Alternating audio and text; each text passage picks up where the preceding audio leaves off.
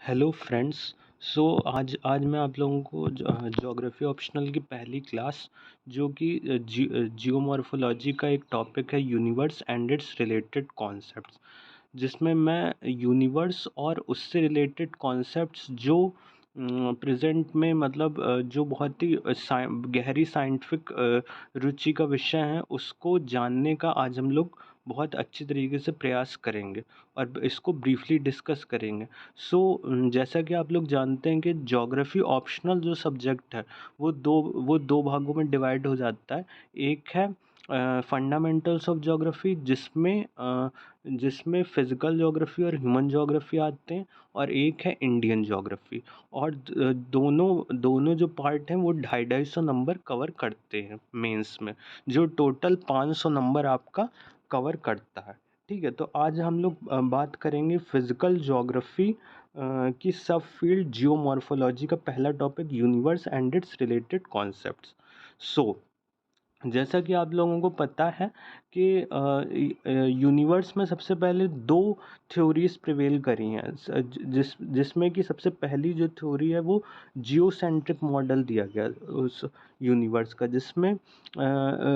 जिसमें जो पृथ्वी है उसे यूनिवर्स के केंद्र में दिखाया गया, मतलब earth is the centre of the universe. और दूसरी जो थ्योरी प्रिवेल इसमें करती है, जो निकोलस कॉपरनिकस ने सबसे पहले इसमें इसको प्रूफ किया था कि जो अर्थ है वो यूनिवर्स के केंद्र में नहीं है। जो हम लोगों का सन है वो हम लोगों के सोलर सिस्टम का केंद्र है, और बाकी सारे ग्रह उसका चक्कर लगा रहे हैं। ठीक है, तो इतनी बात जो है निकोलस कॉपरनिकस ने सबसे पहले रिवील करी थी। तो आज हम लोग सबसे पहले हम लोग पढ़ते हैं यूनिवर्स के, व्हाट इज़ यूनिवर्स। ठीक है, तो the universe is all of space and time and their content. Universe एक स्पेस और टाइम का एक बहुत बड़ा ब्लैंकेट है, जिसमें कि प्लैनेट्स, स्टार्स, गैलेक्सीज, मैटर और एनर्जी आपस में इंटरेक्ट कर रहे हैं, आपस में मतलब उसमें बहुत सारे फिनोमेना हो रहे हैं। ठीक है, तो जो यूनिवर्स है, यूनिवर्स के जो सबसे पहली थ्योरी आई है उसमें लाइट में, तो सबसे पहली जो थ्योरी आई है वो बिग बैंग थ्योरी है, जिससे सबसे ज़्यादा प्रूफ के साथ हम लोग बिग बैंग को पढ़ते हैं आज के समय में। ठीक है, तो सब जो कि बिग बैंग जो थ्योरी है वो जॉर्ज लैमेटियर द्वारा प्रोपाउंड की गई। तो फिर हम लोग आगे चलेंगे कि सबसे पहले while the spatial size of the entire universe is unknown, इसकी शुरुआत हुई थी यूनिवर्स की, according to this theory space and time emerge together 13 billion years ago. Universe की जो एग्जैक्टली शुरुआत हुई थी टाइम की, तो वो 13 बिलियन ईयर्स अगो पहले हुई थी, जिसमें कि सबसे पहले हम लोग अगर बात करें तो सबसे पहले यूनिवर्स की एक इंफॉर्मेशन का निर्माण होता है। मतलब यूनिवर्स में कैसी चीज़ें मतलब प्रिवेल करेंगी उसका पहले निर्माण हो जाता है। फिर इसके बाद टाइम का निर्माण हो जाता है। फिर इसके बाद टाइम के बनने के बाद स्पेस, फिर उसके बाद मैटर के कारण बहुत सारी एनर्जी का निर्माण होता है। ठीक है, तो सबसे पहले फिर हम लोग डिस्कस करते हैं कि अ,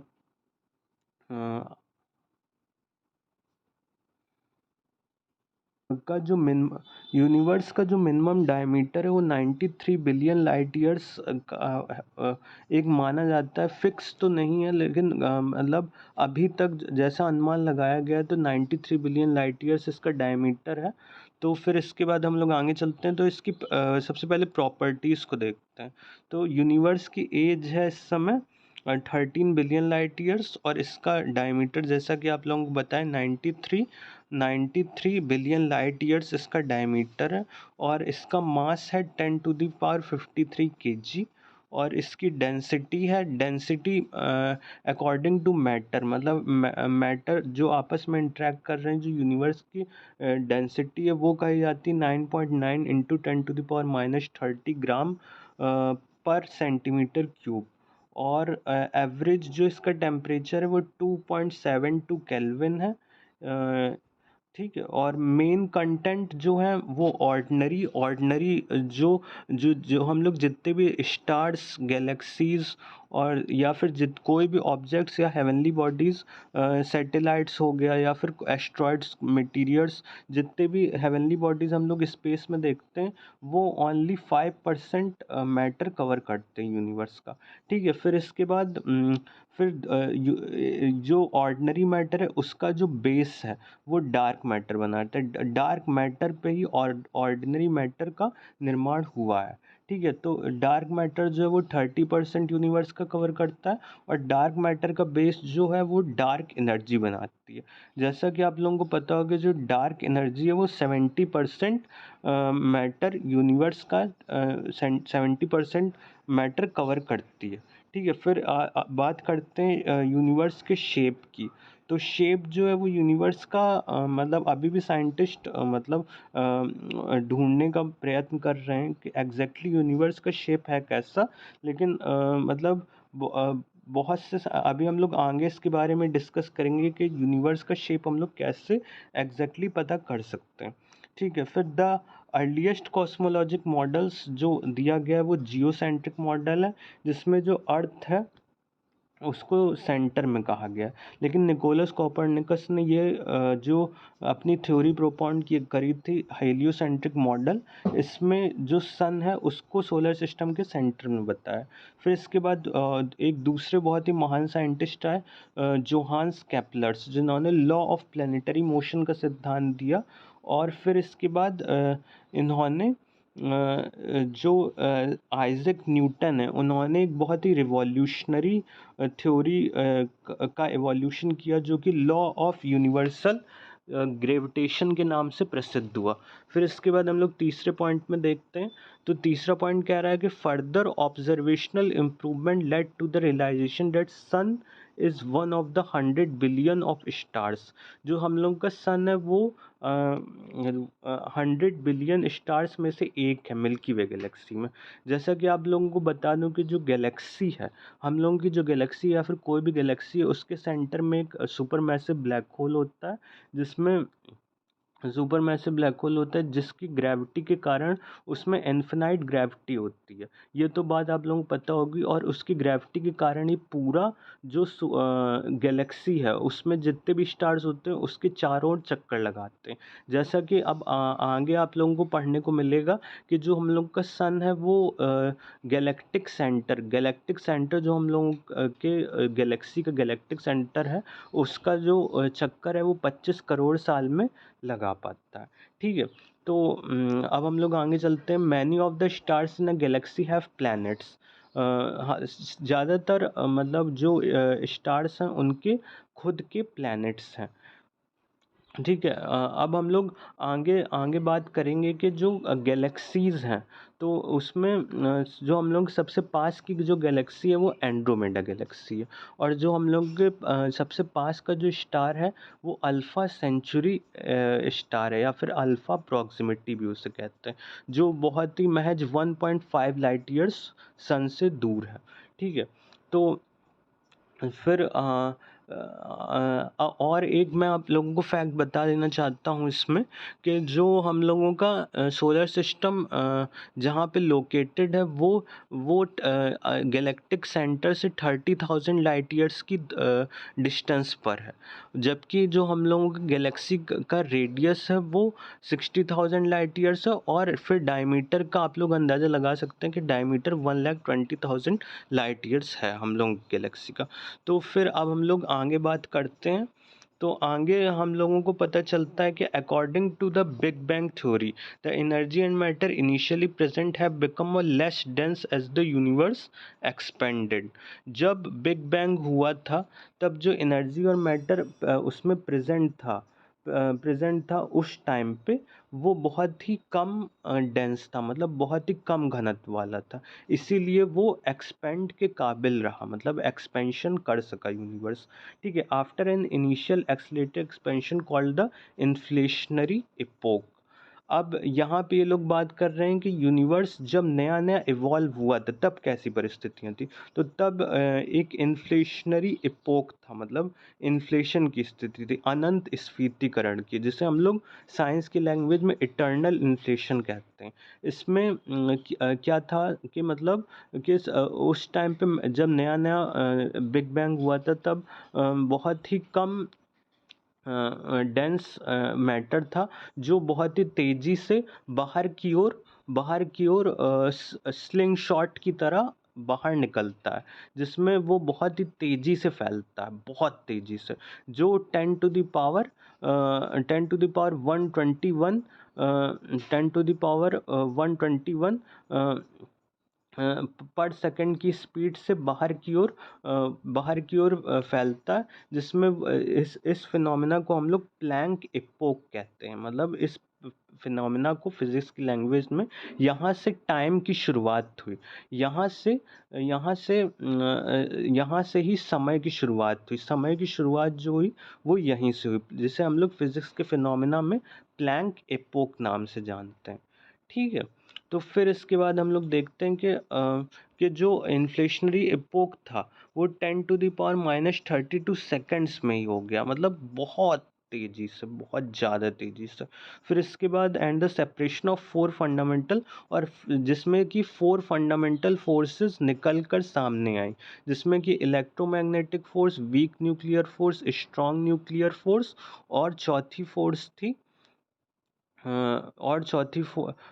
फोर्स थी ग्रेविटेशनल फोर्स, जिससे कि हम लोगों के सारे तारे आज एक मतलब उससे बंधे हुए हैं, मतलब सारे प्लैनेट्स तारों से बंधे हुए हैं और तारे गैलेक्टिक सेंटर से बंधे हुए हैं।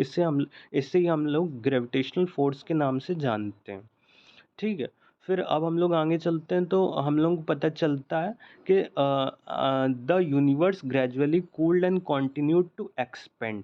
यूनिवर्स धीरे धीरे कूल होता है और धीरे और बहुत तेज़ी से एक्सपेंड करता है, और allowing the first atom subatomic particle simple atom to form, और जो सब एटॉमिक पार्टिकल्स और सिंपल एटम है उन्हें फॉर्म करता है।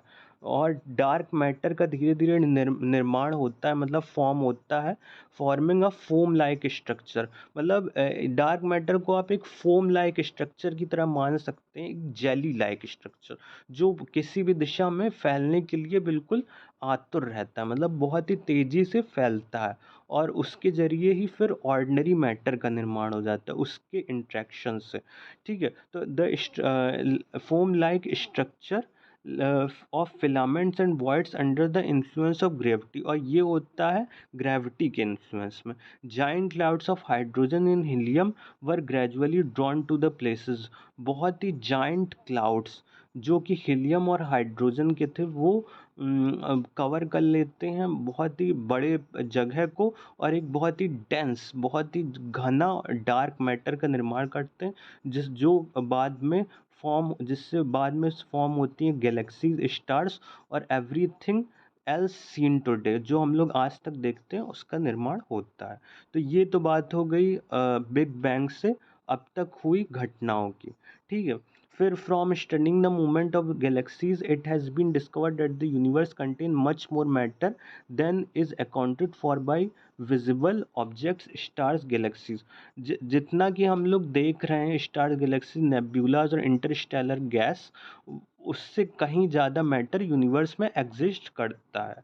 ये बात तो बहुत ही समझ लेने वाली है। ठीक है, फिर अब हम लोग आगे आगे चलते हैं कि दो there are many competing hypothesis about the ultimate fate of the universe. तो यहाँ पे अब हम लोग बात करते हैं कि यूनिवर्स के फेट क्या हो सकते हैं, यूनिवर्स का फ्यूचर क्या हो सकता है। तो यूनिवर्स का फ्यूचर बिग क्रंच है, मतलब जब यूनिवर्स की सारी एनर्जी एग्जॉस्ट हो जाएगी, यूनिवर्स अपना सारा एनर्जी ख़त्म कर देगा, तो वो एक बहुत ही खाली जगह हो जाएगी, और वो धीरे धीरे सिकुड़ने लगेगा। वापस एक ऐसी स्टेज आएगी जिसमें यूनिवर्स ग्रेविटी के प्रभाव में इतना ज़्यादा आ जाएगा कि धीरे धीरे सिकुड़ने लगेगा, और वो बिग क्रंच हो जाएगा, मतलब वापस से बंद हो जाएगा। तो इस स्टेज को हम लोग कहते हैं बिग क्रंच, जिसमें जो साइंटिस्ट ने अभी ये हाइपोथेसिस दी है, लेकिन प्रूफ के साथ नहीं कह सकते। प्रूफ के साथ नहीं कह सकते, ठीक है। लेकिन मैं आपको हाइपोथेसिस थ्योरी में डिफरेंस बताता चलूँ कि जो हाइपोथेसिस है वो आप प्रूफ के साथ नहीं कह सकते, वो 100% प्रूफ या कितने भी परसेंट प्रूफ के साथ नहीं कह सकते, वो एक कल्पना मात्र है। जबकि जो थ्योरी है वो 90% प्रूफ या 80% प्रूफ या 100% प्रूफ के साथ भी कह सकते हैं, ठीक है। फिर some physicist have suggested various multiverse hypothesis. Some कुछ कुछ जो साइंटिस्ट हैं उन्होंने मल्टीवर्स की भी थ्योरी दी है, बहु ब्रह्मांड की, जिसमें उन्होंने बहुत से ब्रह्मांड होने का दावा किया है, ठीक है। अब हम लोग डेफिनेशन को जानेंगे। The physical universe is defined as all of space and time.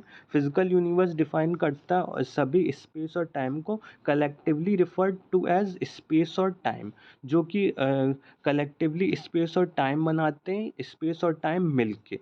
And their content, such content comprise all of energy in its various form. और सारे कंटेंट्स मिलके बहुत सी एनर्जीज का निर्माण करते हैं, जिन्हें हम लोग इलेक्ट्रोमैग्नेटिक रेडिएशन, देखिए जब मैटर और एनर्जी आपस में इंटरेक्ट करेंगे तो एक इलेक्ट्रोमैग्नेटिक रेडिएशन है जो पूरे यूनिवर्स में प्रिवेल करता है, तो इलेक्ट्रोमैग्नेटिक रेडिएशन का निर्माण होगा। ये तो बहुत ही फिजिकल फिनोमेना है, ठीक है। फिर इसके बाद the universe also include the physical laws. Universe में फिजिकल लॉज भी हैं that influence energy and matter, such as conservation law, classical mechanics and relativity. ये सब जो थ्योरीज हैं ये आप लोग एक बार देख लीजिएगा। फिर इसके बाद the universe is often defined as the totality of existence. कोई भी चीज़ एग्जिस्टेंस में है या फिर कोई भी चीज़ एग्जिस्ट करती है तो वो यूनिवर्स के अंडर आ जाती है। जिस फिलोसफर्स की भी बहुत ही गहरी रुचि है यूनिवर्स में, और वो अपने एब्स्ट्रैक्ट आइडियाज़ और कॉन्सेप्ट्स को मतलब चीज़ों को समझाते रहते हैं, ठीक है। The word universe may also refer to concept such as the cosmos, the world and nature. फिर क्रोनोलॉजी एंड बिग बैंग। अब हम लोग समझने का प्रयास करते हैं बिग बैंग के कुछ कॉन्सेप्ट्स को, ठीक है। कॉन्सेप्ट्स रिलेटेड टू यूनिवर्स तो हम लोग पढ़ ही रहे हैं, लेकिन बिग बैंग का एक बार देख लेते हैं। तो पहला इसमें टॉप पॉइंट है, the prevailing model for the evolution of the universe is the big bang theory. The मतलब जो प्रिवेलिंग थ्योरी है यूनिवर्स में वो बिग बैंग थ्योरी है। The big bang model state that the earliest state of universe was an extremely hot. जैसा कि मैंने पहले बताया है अभी कुछ ही देर पहले कि जो मैटर था उस टाइम पे वो बहुत ही हॉट था और बहुत ही डेंस था, जिसके कारण वो एक्सपेंड नहीं हो पा रहा था। लेकिन जैसे ही बिग बैंग हुआ तो वो बहुत ही तेज़ी से एक्सपेंड हुआ और बहुत ही तेज़ी से कूल डाउन हुआ। The model is based on general relativity. इस मॉडल, ये जो बिग बैंग का मॉडल है ये मेनली बेस करता है जनरल रिलेटिविटी पे और on simplifying assumption such as homogeneity पे और आइसोट्रोपी ऑफ स्पेस पे, ठीक है। ये तो एक बहुत ही फिज़िक्स के लेवल पे अब जब आप लोग समझेंगे तो ज्योग्राफी से फिज़िक्स के लेवल पे बहुत ही डीप नॉलेज है। फिर the big bang model accounts for observation such as the correlation of distance and red shift of galaxies. हम लोग बिग बैंग हुआ है इसका प्रूफ इस बात से जान सकते हैं कि उस टाइम पे कॉस्मिक माइक्रोवेव बैकग्राउंड रेडिएशन हुई थी उस टाइम पे, जो आज भी देखने को मिलती है कॉस्मोलॉजिस्ट को। तो धीरे धीरे जो कॉस्मोलॉजिक माइक्रोवेव बैकग्राउंड रेडिएशन है ये हर चीज़ में देखने को मिल रही है। तो इस बात से हम लोग यूनिवर्स की एज का भी पता लगा सकते हैं।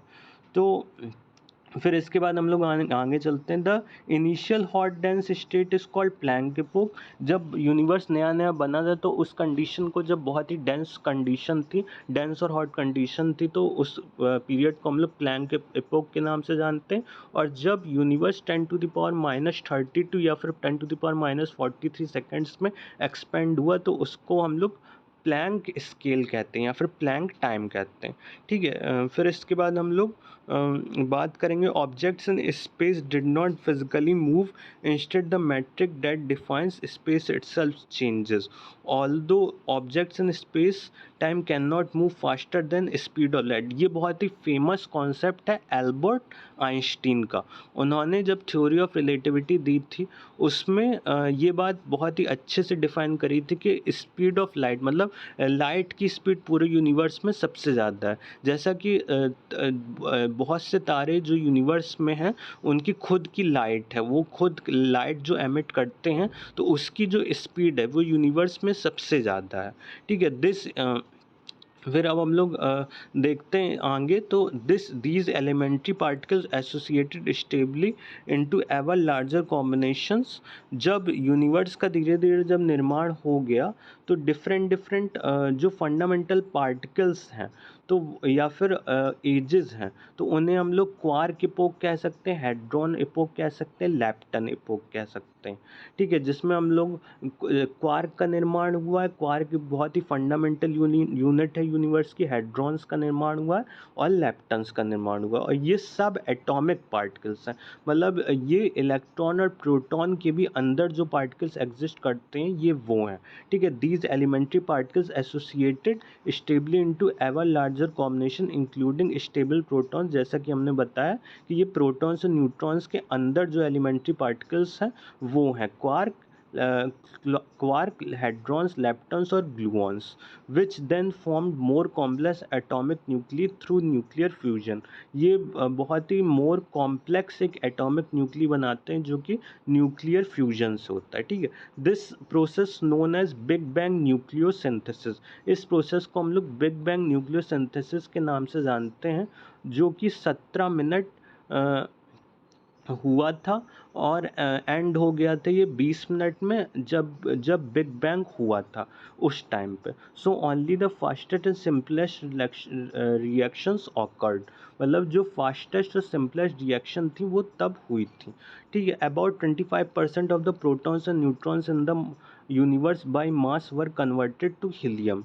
जो 25% प्रोटॉन्स और न्यूट्रॉन्स का निर्माण at the time of big bang ही हो गया था। उसी टाइम पे मतलब 25% जो प्रोटॉन न्यूट्रॉन्स का निर्माण हो चुका था, कहानी खत्म हो जाती। Helium with small amount of deuterium, lithium and elements was only formed in very टिनी quantities. ठीक है, फिर ये आप लोग पढ़ लीजिएगा ये। फिर इसके बाद हम लोग फिजिकल प्रॉपर्टीज़ की बात करते हैं कि यूनिवर्स आखिर बना किससे। तो फिजिकल प्रॉपर्टीज़ में हम लोग देखते हैं of the 4 fundamental interaction gravitation is the dominant. मतलब जितने भी 4 फंडामेंटल जो फोर्सेस हैं, electromagnetic force, strong nuclear force, weak nuclear force और ग्रेविटेशनल फोर्स, इसमें जो ग्रेविटेशन है वो डोमिनेट करता है, वो डोमिनेट करता है, जिससे कि हम लोग यूनिवर्सल कांस्टेंट मतलब उसको कह सकते हैं, मतलब उसको एक मानक के रूप में हम लोग जान सकते हैं। Of the 4 is the dominant at astronomical length scales. Gravity's effects are cumulative. By contrast, the effects of positive and negative charges tend to cancel one another. फिर इसके बाद ये एक फिज़िकल फिनोमेना आपको बताया गया है। फिर हम लोग आगे चलते हैं तो ये मैंने एक आप लोगों को समझने के लिए एक चित्र दिया है कि ये जो ये अर्थ है और फिर इसके बाद हम लोगों का सोलर सिस्टम आ जाता है। फिर इसके बाद हम लोगों का गैलेक्सी आ जाता है। और गैलेक्सी में जैसा कि आप लोग देख रहे हैं फिर एक मिल्की वे गैलेक्सी के बाद लोकल ग्रुप आ जाता है। लोकल ग्रुप में बहुत सारी गैलेक्सीज एग्जिस्ट करती हैं। तो हम लोग लोकल ग्रुप में टोटल 49 गैलेक्सीज हैं। फिर इसके बाद अब एक क्लस्टर्स आ जाता है। क्लस्टर के बाद बहुत सारे जो लोकल ग्रुप ऑफ गैलेक्सीज हैं वो मिलके क्लस्टर बनाते हैं और बहुत सारे क्लस्टर्स मिलके एक सुपर क्लस्टर बनाते हैं और बहुत सारे सुपर क्लस्टर मिलके ऑब्जर्वेबल यूनिवर्स का निर्माण करते हैं। तो ये आप लोग बहुत ही अच्छे से देख सकते हैं। फिर इसके बाद हम लोग आगे चलते हैं तो यूनिवर्स की हम और आगे चलते हैं तो यूनिवर्स का हम लोग शेप डिफाइन करते हैं। यूनिवर्स का शेप आखिर है कैसा। Space और time. Space and time are the arenas in which all physical events take place. Space और टाइम में सभी जो एरियाज हैं, फिजिकल फिनोमिना है, वो घट रहे हैं. The basic element of space time are events. जो बेसिक एलिमेंट्स हैं स्पेस टाइम के, वो इवेंट्स हैं जो इसमें घटनाएं घट रही in any given space time, सभी गिवन स्पेस और टाइम पे. स्पेस और time is the union of all events. Space और टाइम यूनियन है सभी इवेंट्स का. अब हम लोग आगे चलते हैं तो इसमें हम लोग पता चलता है event such as the matter energy bend space time curved space time. On the other hand forces events such as matter energy bend space time. मतलब जो इवेंट्स स्पेस और टाइम में हो रहे हैं वो यूनिवर्स को बेंड कर देते हैं. मैटर और एनर्जी में जैसे मान लीजिए बिग बैंग हुआ या फिर सुपरनोवा हुआ. मतलब बिग बैंग तो बहुत ही सबसे पुराना कॉन्सेप्ट है, मतलब बहुत ही प्राचीन वो है, मतलब बहुत ही पहले हुआ होगा. लेकिन अगर हम लोग सुपरनोवा की बात करें तो सुपरनोवा बहुत ज़्यादा इंटेंसिटी के साथ होता है, जिसमें तारे में एक महाविस्फोट होता है, मतलब सुपरनोवा होता है. तो ये स्पेस और टाइम को बेंड कर देता है. तो जो इवेंट्स हैं जो स्पेस और टाइम में हो रहे हैं वो स्पेस और टाइम को बेंड करने की क्षमता रखते हैं. इससे हम लोगों को पता चलता है जो हम लोगों का स्पेस और टाइम है वो बेंड भी हो सकता है. ठीक है. Curved space time on the other hand forces matter energy to behave in a certain way. जब कर्व स्पेस टाइम हो जाता है तो वो नॉर्मल स्पेस और टाइम से दूसरी अलग बिहेव करता है उसके अकॉर्डिंग, मतलब उसके मुड़े हुए स्पेस और टाइम के अकॉर्डिंग बिहेव करता है. जिससे थ्योरी ऑफ रिलेटिविटी में आइंस्टीन ने समझाने का प्रयास किया था. फिर there is no point in considering one without the another. फिर दूसरा पॉइंट है the universe appears to be a smooth space time continuum consisting of 3 spatial dimension. हम लोगों के यूनिवर्स में जो कि एक स्मूथ स्पेस टाइम का एक बहाव है, जिसमें 3 स्पेस और टाइम एग्जिस्ट करते हैं, मतलब 3 डायमेंशन एग्जिस्ट करते हैं. X axis Y axis Z axis. और चौथा जो डायमेंशन है वो टाइम है, टी एक्सिस. तो जो भी घटनाएं घट रही हैं वो इन चारों में घट रही हैं, मतलब चारों से मिलकर जो भी चीज़ें घट रही हैं वो चारों से मिलकर घट रही हैं. जैसा कि मतलब पहला डायमेंशन जो कि लाइन, दूसरा लेंथ और विड्थ, और तीसरा लेंथ विड्थ और height, third dimension length width और हाइट, और चौथा आयाम या फिर fourth dimension length width height and time. ठीक है. तो इन चारों से मिलकर ही हम लोगों का स्पेस टाइम का निर्माण हुआ है. फिर हम लोग आगे चलते हैं. On average space is observe to be very nearly flat. Space हम लोगों को देखने को मिल रहा है बहुत ही फ्लैट, मतलब एक बहुत ही फ्लैट की तरह बिहेव कर रहा है, जो यूक्लिडियन ज्योमेट्री से हम काफ़ी मेल खाता है, मतलब काफ़ी मिला जुला महसूस होता है. ठीक है. Space time also appears to have a simply connected topology. Space time बहुत ही कनेक्टेड टोपोलॉजी होती है, जिसमें कि लेंथ स्केल और ऑब्जर्वेशनल यूनिवर्स आते हैं, और इसके अकॉर्डिंग बहुत सी थ्योरीज दी गई हैं जो डायमेंशनल थ्योरीज कहलाती हैं. जैसे string theory, M theory, super string theory. इस सुपर स्ट्रिंग थ्योरी के अकॉर्डिंग 26 डायमेंशंस एग्जिस्ट करते हैं, जबकि स्ट्रिंग थ्योरी के अकॉर्डिंग 11 डायमेंशन एग्जिस्ट करते हैं. वैसे ही एम थ्योरी के अकॉर्डिंग 10 डायमेंशन एग्जिस्ट करते हैं. ठीक है. डिफरेंट पर्सपेक्टिव हैं यूनिवर्स को समझने के लिए, लेकिन जो डायमेंशंस का कॉन्सेप्ट है वो बिल्कुल ही नया और बहुत ही अलग और बहुत ही एग्जैक्ट कॉन्सेप्ट माना जा रहा है. मतलब आगे ये बहुत ही रिवॉल्यूशन ला सकता है फिजिक्स की फील्ड में. ठीक है. फिर पांचवा हम लोग पॉइंट देखते हैं. The space time of the universe is usually interpreted from A Euclidean perspective, with space as consisting of 3 dimensions and time as consisting of 1 dimension. मतलब जैसा कि हम लोगों ने समझा कि एक्स वाई जेड 3 डायमेंशंस हैं, थर्ड डायमेंशन, और चौथा जो डायमेंशन है वो फोर्थ डायमेंशन है जो कि टाइम है। By combining space and time into a single manifold called Minkowski space, physicists have simplified a large number of physical theories. Physicist ने बहुत ही large number of physical theories इसमें दी हैं स्पेस और टाइम में, जो कि हम लोगों को यूनिवर्स के यूनिफॉर्म होने का और उसकी वर्किंग का एग्जैक्ट उदाहरण प्रस्तुत करती हैं। सुपर गैलेक्टिक मतलब बहुत ही बड़े लेवल पे, जिसे हम लोग सुपर गैलेक्टिक का नाम दिया, और सब एटॉमिक लेवल पे मतलब बहुत ही छोटे रूप में, बहुत ही मतलब बहुत ज़्यादा छोटे रूप में, फंडामेंटल फॉर्म में।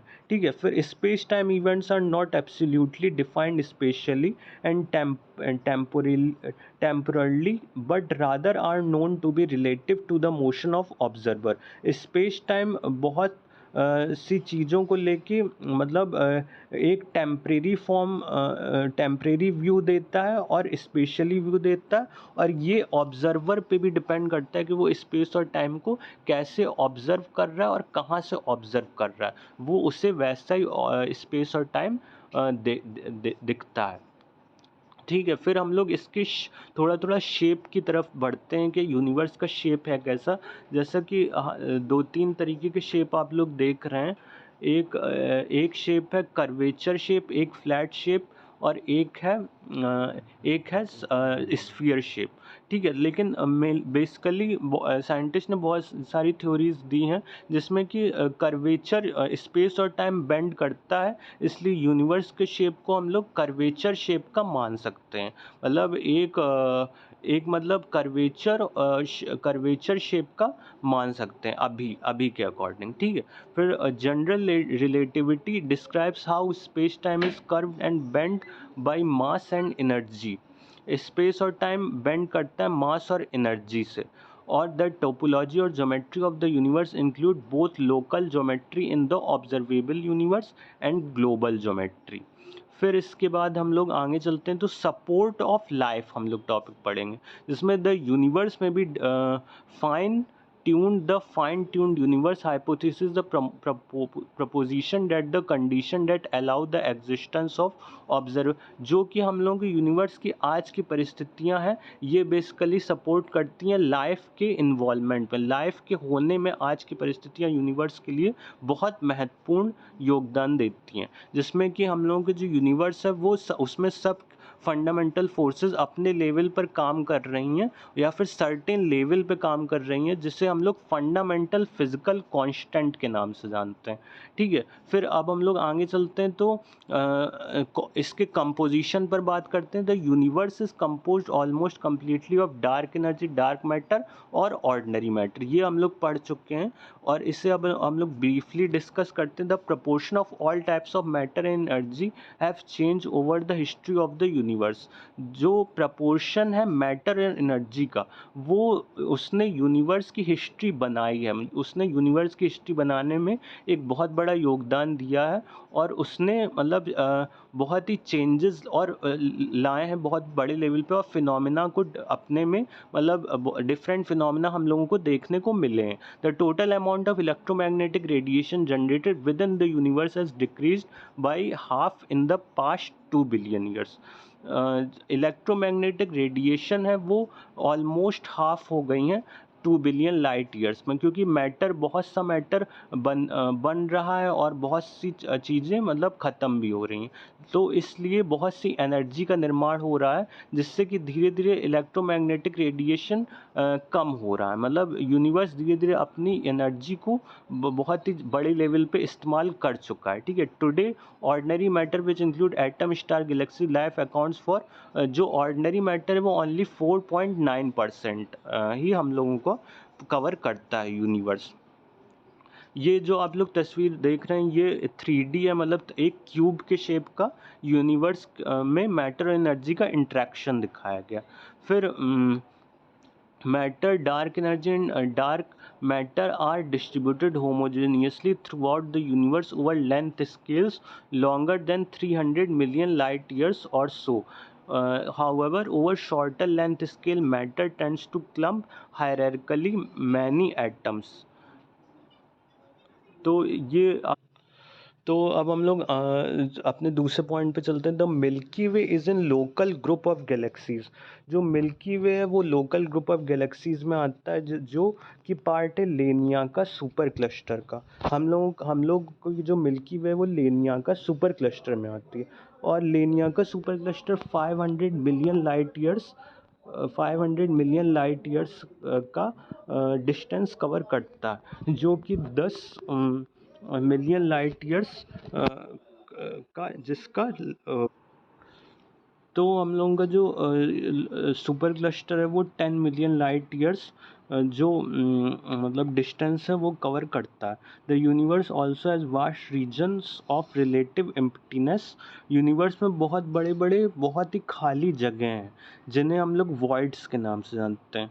मतलब दो जो सुपर क्लस्टर हैं या फिर क्लस्टर हैं या फिर लोकल ग्रुप्स के बीच में बहुत बड़े बड़े वॉइड्स आते हैं जिन्हें हम लोग बहुत ही बड़ी एक खाली जगह कह सकते हैं। तो वो जिसमें कि सबसे बड़ा जो अभी तक का वॉइड कवर किया गया है वो 1.8 billion light years distance cover करता है। मतलब ये इतना उसका मास है। ठीक है, फिर अब हम लोग आगे चलते हैं तो ये चीज़ें देखने के प्रयास करते हैं कि डार्क मैटर क्या है। मतलब डार्क मैटर किन चीज़ों से मिलकर बना और एग्जैक्टली डार्क मैटर या फिर डार्क एनर्जी का कॉन्सेप्ट है क्या। तो डार्क एनर्जी जो सबसे पहले an explanation for why the expansion of universe is accelerating remains elusive. जो अभी तक जो एक्सपेंशन हो रहा है यूनिवर्स का, जो एक्सपेंशन हो रहा है वो लाइट से भी बहुत ही तेज़ रफ्तार से हो रहा है। जो जैसा कि हम लोग सब लोग जानते हैं कि जो हो रहा है डार्क एनर्जी के कारण। मतलब डार्क एनर्जी के कारण यूनिवर्स का एक्सपेंशन हो रहा है। डार्क एनर्जी इनडायरेक्ट लेवल पे रिस्पॉन्सिबल है यूनिवर्स के एक्सपेंशन में। It is often attributed to dark energy and unknown form of energy that is hypothesized to permeate space. Dark energy ही मतलब इस स्पेस को फैलाने का काम कर रही है और उसी से एनर्जी एंट्रैक्ट कर रही है।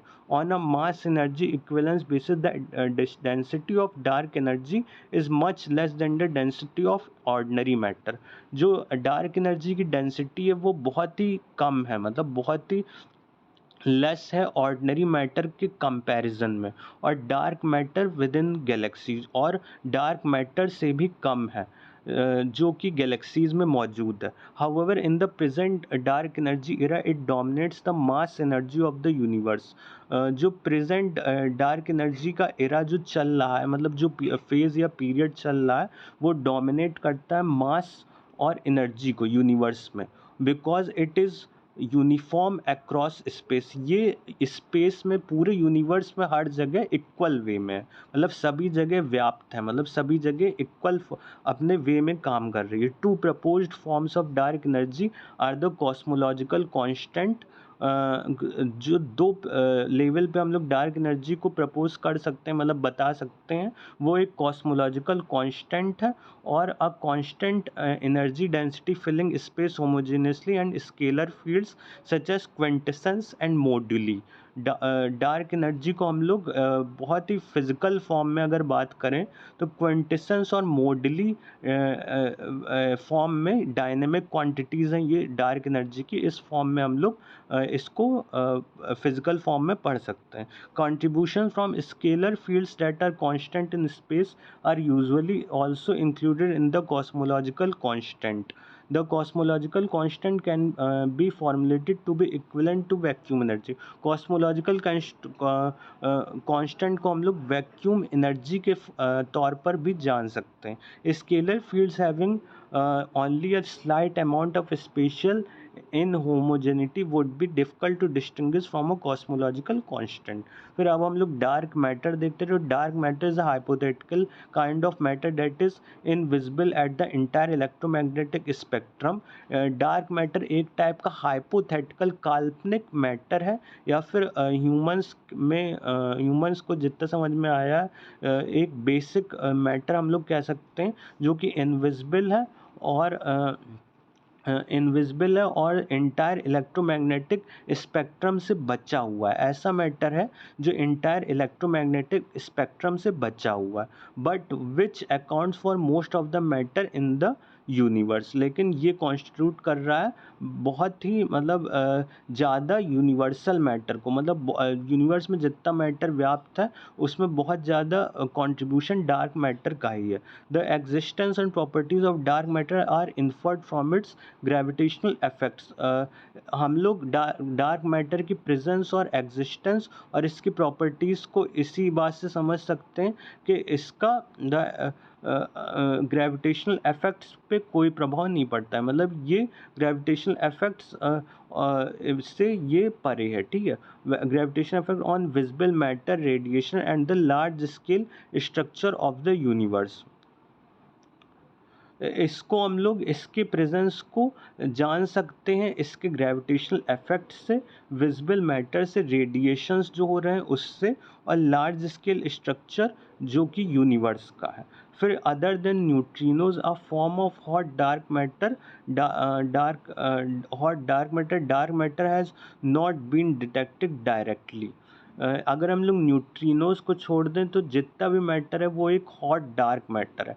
Dark matter has not been dark matter को डिटेक्ट नहीं किया जा सकता जो कि इससे ग्रेटेस्ट मिस्ट्रीज बनाता है एस्ट्रोफिज़िक्स की फील्ड में। मॉडर्न एस्ट्रोफिज़िक्स की फील्ड में डार्क मैटर एक ग्रेटेस्ट मिस्ट्री है। Dark matter neither emits nor absorb, dark matter absorb भी नहीं होता और ना ही एमिट होता है, अदर देन इलेक्ट्रोमैग्नेटिक रेडिएशन के विपरीत। Dark matter is estimated to constitute 26.8 ईजस, ये तो आप लोगों को बता ही चुके हैं। फिर ऑर्डिनरी मैटर हम लोग बात करें तो ordinary matter compose of atoms, ions, electrons, stars, मतलब सब एटॉमिक लेवल पर अगर हम लोग चले जाएं तो एटम्स के फॉर्म में, आयंस के फॉर्म में, इलेक्ट्रॉन्स के फॉर्म में, और सबसे लार्जेस्ट फॉर्म में चले जाएं तो stars, planets, galaxies, in form में हम लोग ऑर्डिनरी मैटर को देख सकते हैं, जिसमें कि the interstellar and intergalactic media, planets and all the objects from everyday life that we can bump into, touch and squeeze, ये सब ऑर्डिनरी मैटर का ही पार्ट है। Ordinary matter commonly exist in 4 states. Ordinary matter 4 states cover करता है, solid, liquid, gas और plasma. Solid, liquid और gas तो आप लोग जानते ही हैं, लेकिन प्लाज्मा जो है वो सन, जो हम लोगों के स्टार्स हैं तो उसमें जो प्लाज्मा है, जो मैटर एग्जिस्ट करता है, उसे हम लोग प्लाज्मा कहते हैं। However advances in experimental techniques have revealed other previously theoretical phases such as Bose-Einstein condensates and fermionic condensates. Or ordinary matter is composed of 2 types of elementary particles. Ordinary matter compose करता है, बना होता है 2 तरीके के ordinary particles से, जो कि हैं क्वार्क्स और लेप्टन्स। जो क्वार्क्स भी कई तरीके के होते हैं, जैसे कि अप क्वार्क होगा, डाउन क्वार्क हो गया, लेप्टन्स भी कई तरीके के होते हैं। और फिर इसके बाद ये बात हो गई ऑर्डिनरी मैटर की।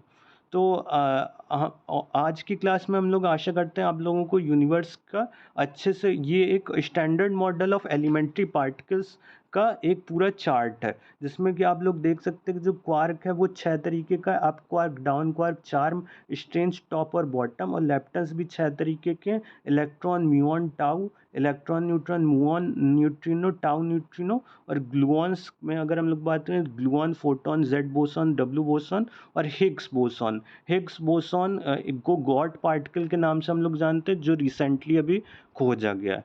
तो आज की क्लास में हम लोग ने बहुत ही डिटेल में और बहुत ही ब्रीफली डिस्कस किया बिग बैंग के बारे में, यूनिवर्स की प्रॉपर्टीज़ के बारे में, यूनिवर्स के कंपोजिशन के बारे में, यूनिवर्स के साइज के बारे में, यूनिवर्स के मतलब इंटरेक्शन, मैटर, एनर्जी और डायमेंशंस, और उससे रिलेटेड मैटर्स कैसे एग्जिस्ट करते हैं यूनिवर्स में, डिफरेंट टाइप के, और डिफरेंट टाइप के फिनोमेना कैसे हो रहे हैं। ठीक है, तो आज की क्लास हम लोग यहीं पर समाप्त करते हैं, और बाकी का आप लोग और भी चीज़ें जो मैंने इस PDF में आप लोगों को रेफ़र की हुई हैं वो आप लोग अच्छे से समझ कर पढ़ लीजिएगा। ठीक है, थैंक यू क्लास।